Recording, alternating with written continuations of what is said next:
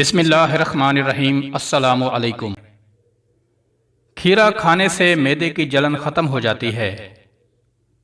Fridge से अगर फलों और सब्जियों की स्मेल दूर करनी हो तो एक लीमू काट कर रख दें। खाने के फौरी बाद नहाना सेहत के लिए इंतहाई नुकसानदेह है। अदरक का छोटा सा टुकड़ा चबाने से जिस्म में मौजूद गैर ज़रूरी गैस फितरी तरीके से खारिज हो जाती है। 32 बार एक लुक़मे को चबाओ। सुबह 60% खाओ, दोपहर को 30% खाओ और शाम को खाना 10% खाओ। प्याज को छीलकर कुछ देर के लिए फ्रिज में रखो। इससे प्याज काटते वक्त आंसू नहीं आएंगे।